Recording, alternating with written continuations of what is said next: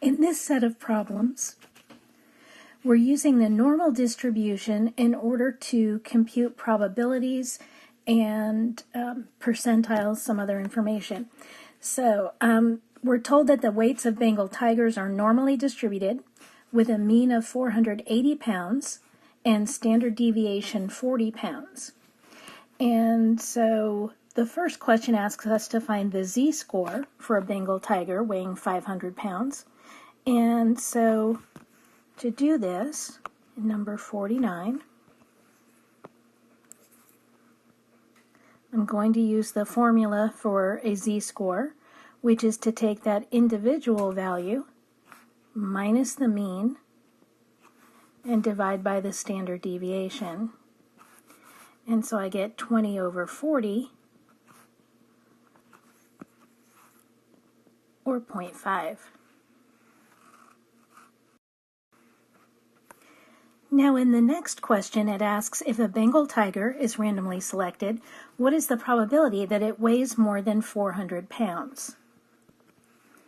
To figure this out, I'll use the normal CDF function in the calculator. And so I want to know the probability that it's more than 400 pounds, so that'll be the normal CDF 400. And there's no upper limit, so I use 1E99 for that upper limit, and then I give the mean and standard deviation. And rounding this to 4 places, I get 0.9772. And that's my answer for number 50. In the next problem, it asks what proportion of Bengal tigers weigh between 550 and 650 pounds. Again, I'll use the normal CDF function.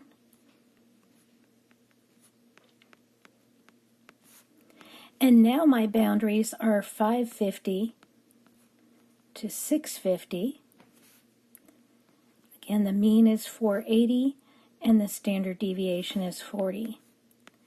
And when I calculate this, then to 4 decimal places, we get 0.400.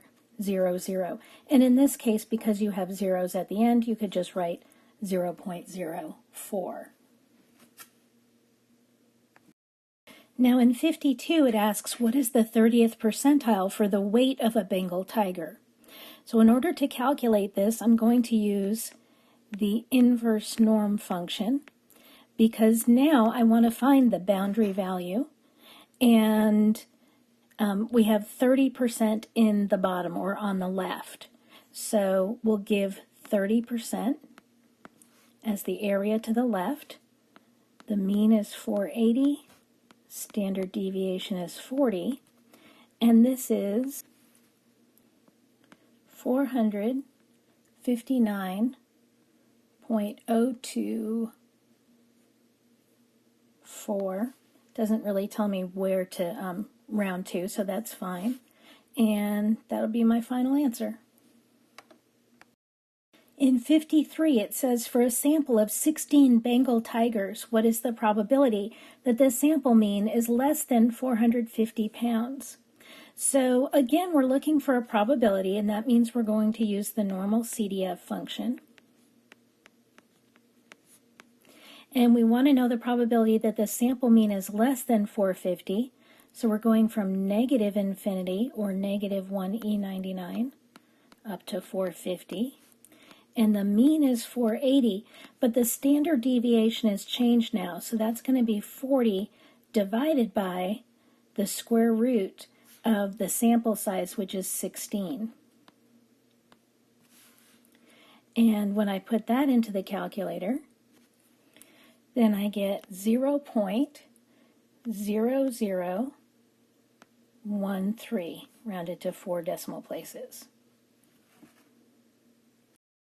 In 54, I want to know what the third quartile for the sample mean of Bengal tigers is if the sample size is 36. So here, this is very similar to the percentile question. So I'm going to use the inverse norm function again. And the third quartile is the 75th percentile, so that's 0.75. And the mean is 480. Standard deviation is 40 divided by, again, the square root of the sample size, which is 36 in this case.